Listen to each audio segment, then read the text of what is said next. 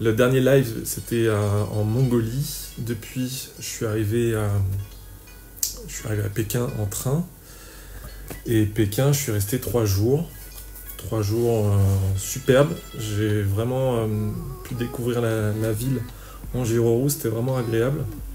Puis j'ai rencontré des wheelers, dont Kuji Rolls, pour ceux qui sont adeptes de gyro-roue et de vidéos YouTube, vous le connaissez. C'est un Américain qui vit à Pékin depuis quelques années.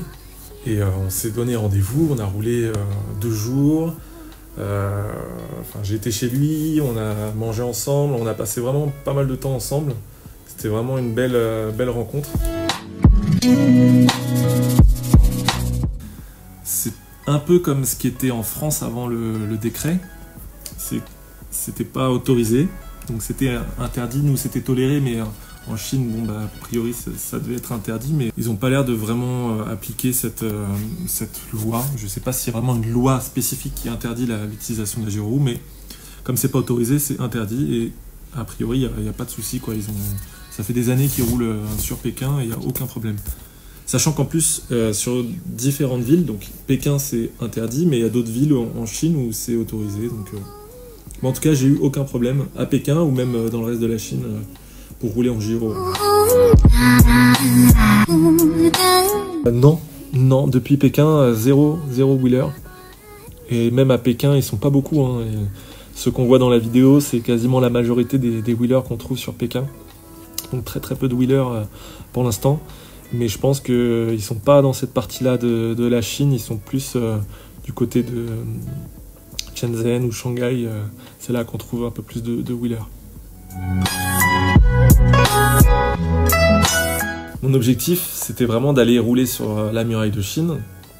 Et je savais que si j'allais dans une partie touristique, j'allais pas pouvoir y accéder, parce que les parties touristiques, c'est une attraction, donc on paye son entrée, on fout nos bagages et on nous laisse pas monter avec n'importe quoi sur la muraille. Donc l'idée, c'était de trouver une partie non touristique, une partie sauvage, et d'y accéder par mes propres moyens, et de monter tout mon bordel sur la muraille, de rouler sur la muraille et ensuite de dormir. Donc a priori, je pense que c'est pas interdit sur les parties non touristiques. J'ai complètement zappé d'en parler dans la vidéo.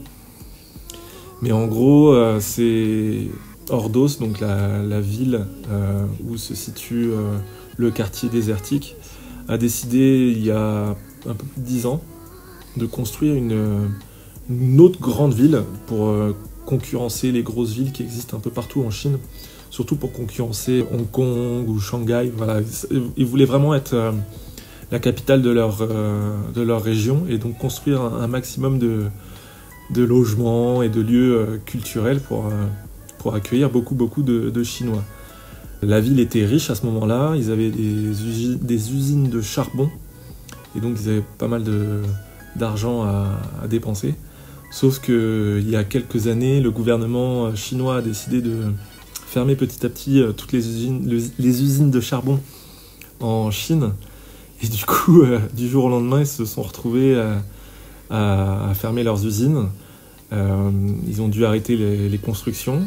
Ils se sont retrouvés avec des immeubles dans un quartier tout neuf, tout luxueux, super cher. Personne ne voulait venir ici parce que c'est à des centaines de kilomètres d'autres grandes villes. Donc il n'y a rien, c'est vraiment dans un désert.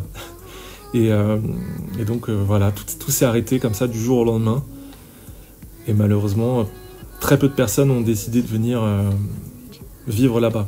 Donc là, récemment, pour inciter les Chinois à venir s'installer, comme les lieux sont chers, ils ont décidé d'augmenter les heures de travail. Donc c'est l'une des villes où on est le mieux payé en Chine pour justement pouvoir s'installer dans ce quartier-là. Je les trouve très curieux, justement. Ils viennent... Il n'y a pas une journée où on me filme pas, où on me prend pas en photo, où on me salue, où on me klaxonne avec le pouce comme ça. Ouais, génial. Donc non, c'est vraiment... je pense déjà, pour eux, le fait de voir un occidental dans leur village, dans leur ville ou dans leur région, c'est pas quelque chose de courant. Mais en plus, je suis avec une gyro-roue, un truc qu'ils ont jamais vu. Donc c'est double impact. Et ouais, non, c'est super cool. Ils ont toujours été sympathiques. En tout cas, tous ceux qui sont venus me voir pour me demander, pour me prendre en photo, pour voir la taille de mes mains, pour voir ma barbe et tout ça, ils ont toujours été sympas et ils m'ont toujours demandé si ça me dérangeait pas, quoi. Je suis dans une ville à la frontière du Laos. Je pourrais même y aller à pied, je pense. Là, ça doit être à peine 2 km la frontière pour le Laos. Je suis vraiment descendu dans le sud. Sachant que j'ai regardé les infos hier. À Pékin, il neige. Là, je suis dans le sud, il fait 20 degrés. 20 degrés et forcément, mon manteau devenait encombrant. Et c'était plus une gêne de l'avoir avec moi que de le laisser ou de l'envoyer. Donc je l'ai trouvé une poste chinoise. A priori, il devrait rentrer en France, mais ils sont pas sûrs. Eux-mêmes, ils savent pas parce qu'ils n'ont jamais envoyé de colis jusqu'en Europe. Donc ils sont pas sûrs de faire le bon transit. Depuis la Russie, je n'ai pas eu un jour de pluie. Donc en Mongolie, du soleil tout le temps, et depuis que je suis arrivé en Chine, du soleil quasiment tous les jours, mais en tout cas, j'ai eu aucun jour de pluie. J'ai eu du froid, justement à la ville d'Ordos, la ville fantôme. C'était le moment le plus dur pour moi. C'était vraiment pas agréable et c'était vraiment pas soutenable, quoi. J'ai vraiment souffert du froid à ce moment-là. Et puis là, maintenant que je suis dans le sud, c'est agréable, quoi. Je peux rouler en t-shirt, même en short de temps en temps, donc c'est vraiment agréable. J'adore la nourriture chinoise. J'aimais déjà avant de venir en Chine, toute la nourriture asiatique. Le seul truc, c'est les épices, enfin le fait que ce soit épicé. Ils adorent ça. Ils adorent ça et souvent je me fais avoir parce que je demande sans épices, mais ils vont cuisiner dans le même bol ou avec les mêmes instruments qui ont servi à épicer les autres brochettes ou les autres plats. Donc le peu d'épices que j'ai, ça arrache à chaque fois, mais sinon non, c'est très bon. Je mange beaucoup de tofu et j'adore ça. Là d'ailleurs ce soir je vais sortir et je vais aller me trouver vous savez, là, dans toutes les villes, dans tous les villages, tous les soirs, c'est street food. Donc les locaux qui viennent avec leur petit barbecue, ils font leurs brochettes, leurs nouilles. C'est pas cher pour manger et c'est très bon. La Chine, là, plus je descends dans le sud, moins c'est cher. Donc c'est pour ça qu'en ce moment, je me fais plaisir. Là, je dors à l'hôtel quasiment tous les soirs. Une chambre d'hôtel coûte entre 5 et 10 euros la nuit. Et les repas au restaurant, c'est environ 3-4 euros. Et le soir, les street food, c'est à peine 1 euro la nourriture. Donc là, oui, là, je respecte mon budget à fond, quoi. Je me fais des journées à 10-15 euros, quoi. La version où on peut parler et juste parler et traduire automatiquement, ça fonctionne que avec de la connexion internet. Tout ce qui est en ligne, il faut écrire avec le clavier. Donc c'est plus embêtant de faire des vrais échanges quand il faut se passer le téléphone, changer le clavier, mettre en chinois, écrire, corriger ses fautes, hop, dire ah bah non j'ai pas compris parce que la traduction n'est pas bonne. Enfin ça devient une vraie galère. Donc c'est vrai, de temps en temps, quand j'ai pas la connexion internet, je préfère dire Tipoudong, je comprends pas, désolé. Alors, en Chine, non, de toute façon je sors de la Chine, c'était pas prévu. Le problème c'est de pouvoir charger ma roue. Donc on verra. Ensuite, là, pour le reste des pays d'Asie du Sud-Est, le fait que les hébergements soient pas chers, j'ai pas envie de me priver, de me forcer à dormir dehors juste pour dire je dors dehors, quoi.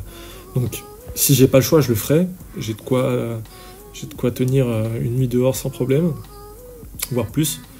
Mais si j'ai l'occasion et la possibilité de dormir au chaud, entre quatre murs, je fonce. La roue va très très bien. J'ai quand même perdu ou cassé mon garde-boue à force de transporter la roue dans le train ou dans les bus. Le garde-boue est arraché. J'ai deux petits capuchons aussi qui protègent le port de charge et le port USB qui ont sauté. Donc j'ai mis du scotch. Mais non, la roue, elle gère toujours. Là, j'ai passé les 11 000 km depuis Paris en 4 mois. Donc c'est plutôt pas mal. J'ai fait un de mes records d'ailleurs il y a quelques jours. J'ai réussi à rouler 100 km en une charge. Même un petit peu plus, je crois 110 ou 115 km.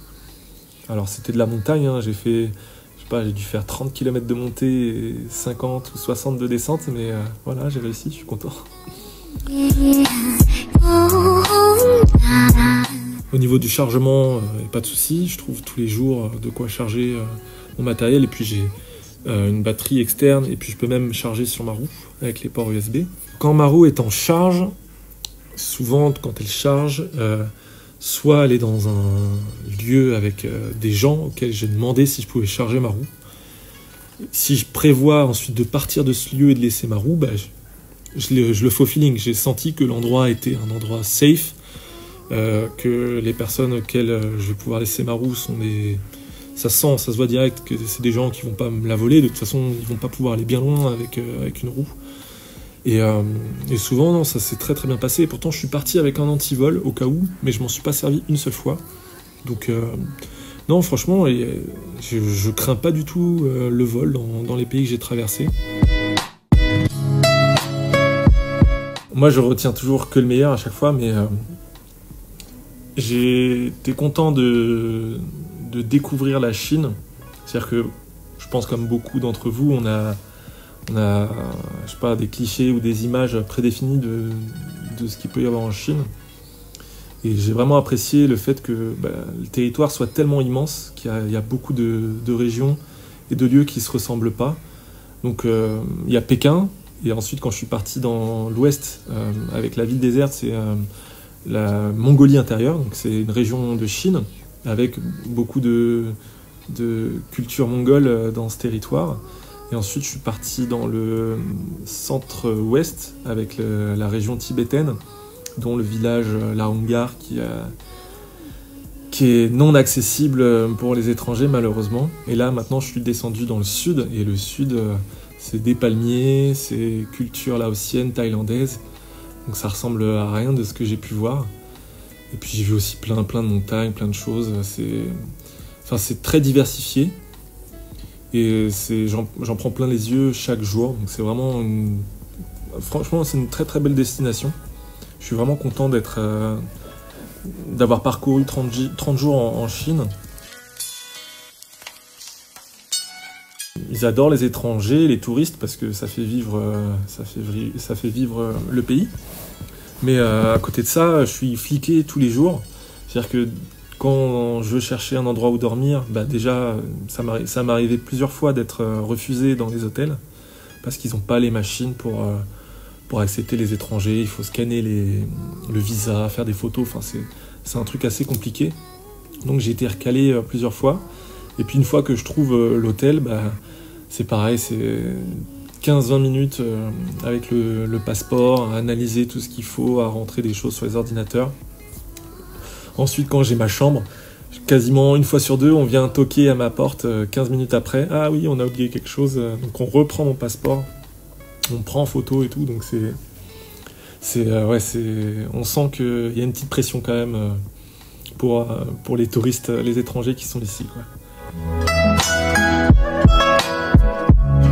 Je serai donc au Laos et j'ai contacté des voyageurs qui seront au Laos là, comme moi, qui font des vidéos sur YouTube.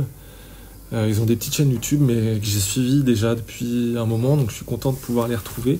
Et normalement, on va fêter Noël donc avec quelques Français au Laos. Peut-être à la capitale, je ne sais pas encore où on va se retrouver, mais c'est sûr, je serai au Laos. Donc là, demain matin, je pars en direction du Laos. Et je vais rester 1 mois. Le visa dure 1 mois. Une fois que je serai au Laos, je partirai en direction du sud du Laos pour le Cambodge. Donc Cambodge, pareil, je crois que c'est 30 jours dans le pays. Et ensuite, je remonte pour le Vietnam. Je remonte au Vietnam, je traverse le Vietnam jusqu'au nord et ensuite je repasse en Chine pour aller à Shenzhen visiter l'usine King Song. Et ensuite, c'est direction Shanghai et le Japon. Voilà. Ce petit ukulélé que j'ai acheté en Mongolie, à Ulaanbaatar. Faut savoir que l'ukulélé, j'adore ça depuis mes 17 ans, 16 ans, enfin j'en fais depuis très longtemps. Je suis pas très doué, je joue normalement, quoi. Je suis pas un professionnel du ukulélé, mais j'aime bien de temps en temps jouer de la musique. Ça fait passer le temps, ça occupe. Et j'hésitais à partir de France avec mon propre ukulélé, qui est un peu plus gros que celui-là. Je me suis dit non, ça va m'encombrer, et puis si je l'abîme, je vais être un peu triste. Puis là, à Ulaanbaatar, je tombe sur une petite boutique de musique, un mini ukulélé, pas trop cher, je me dis oh c'est génial, c'est parfait, donc je l'ai pris. Et de temps en temps, ben voilà, quand je croise des voyageurs, et je leur demande une petite signature sur le ukulélé, donc ça me fait un petit souvenir.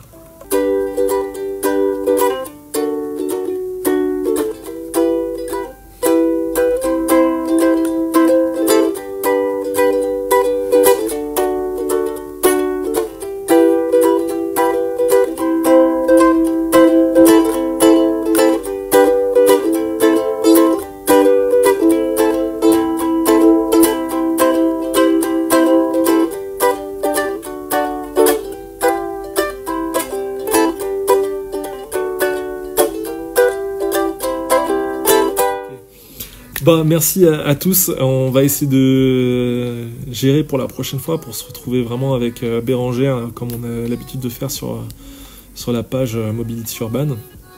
Et puis bah voilà, n'hésitez pas comme d'hab à vous abonner sur les réseaux, faire un petit tour sur Utip pour l'association Fait Cadeau, hein, une petite publicité, ça rapporte quelques centimes. Et puis on se retrouve très bientôt en live et en photo, en vidéo. C'était Monsieur Flex. Ciao, merci à tous.